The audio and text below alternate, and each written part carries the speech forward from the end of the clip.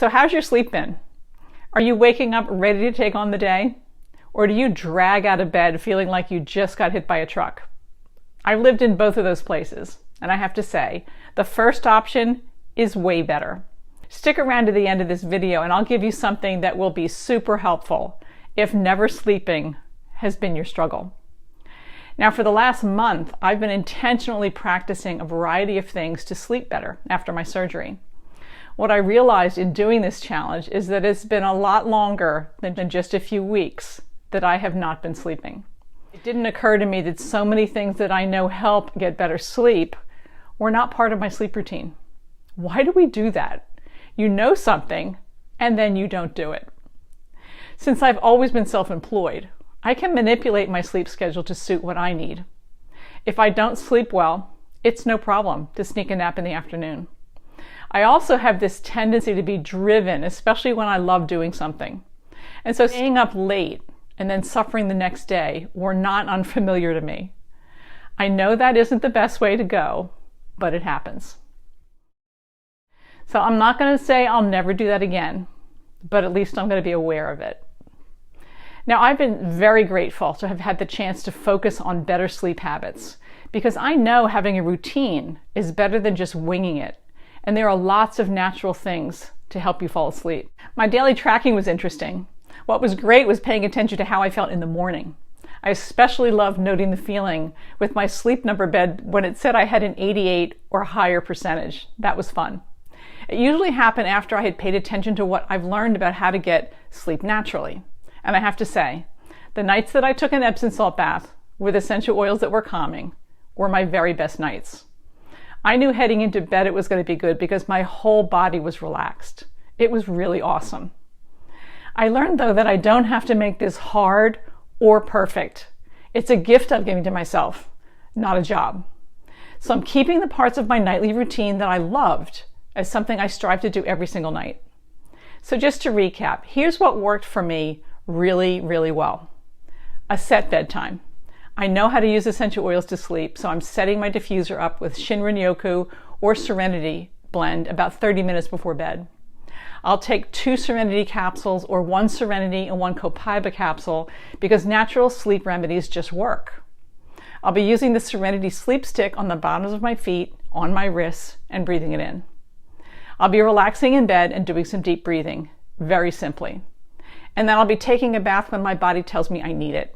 If sleep is something you need more of, I'd love to help you get where you want to be.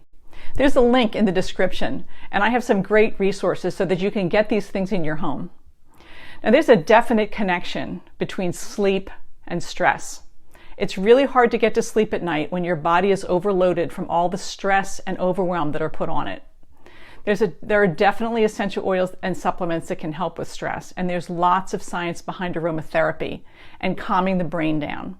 But it's also really, really important to consider the source of your stress and deal with that. Years ago, I found a professional to help me with this, and it shifted a lot. If this feels like something that could help you, look for it sooner rather than later.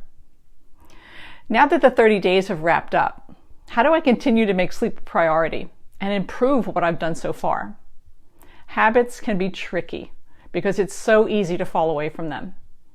It happens a little at a time, and before you know it, it's not a habit any longer. I've seen this with my exercise since my surgery. I regularly walked and went to the gym 4 days a week. It wasn't hard because I found classes that I loved, and my dog Bree was my walking buddy, so she kept me on track and nudged me whenever it felt like I didn't want to get moving. I didn't fall away from my routine. It was removed because of my situation. But there are things I could be doing that I'm just not doing, of creating consistency so that I can be moving better. So how do we create a new routine? How do we do this? I highly recommend reading the book Atomic Habits.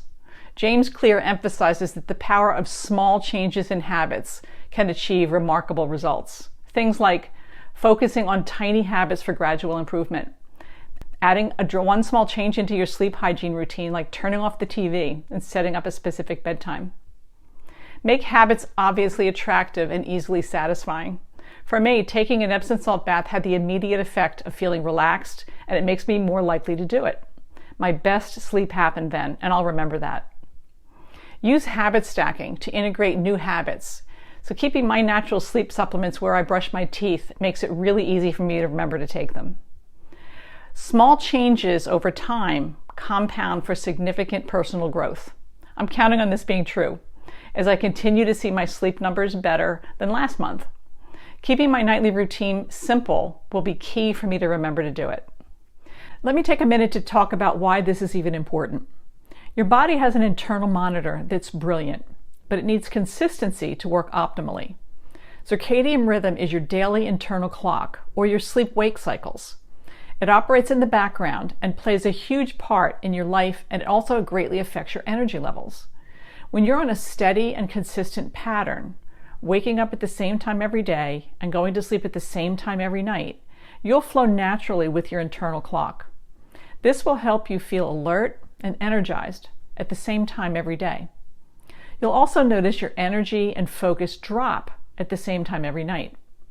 If outside sources interrupt your circadian rhythm, you'll notice large dips of energy and a change in your mood and emotions. Over time, this can greatly affect your mental health. This circadian rhythm chart shows what a perfect cycle looks like. It's powered by light. At midnight, ideally, your body has released melatonin, and we begin the process of restorative and deep sleep, followed by REM sleep. After 6 a.m., the melatonin release stops, and you start your day. The best way to do this is by getting into some sunlight. It would be ideal to head outside for a few minutes, and this might be why I love drinking coffee on my porch in the morning in nice weather. You're at your highest alertness late morning, and then through the afternoon, your coordination and reaction times are at their best.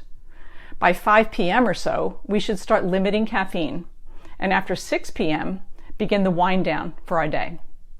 Later in the evening, start dimming lights and limit technology to allow the body to naturally release melatonin. It's pretty amazing the impact that light and dark has on this process. So sleep is a rhythm that we can create by being consistent, but it would be easy to give up on it too soon. If you'd like me to help you establish some guidelines for a better night's sleep, I'm happy to do that. Start by reviewing my previous videos and downloading the resources in each one. In the description this week is a short quiz to take to see where your areas of focus should start. Also, there's a great summary of sleep habits to consider and why they're important. And don't forget to download my free guide. Super helpful.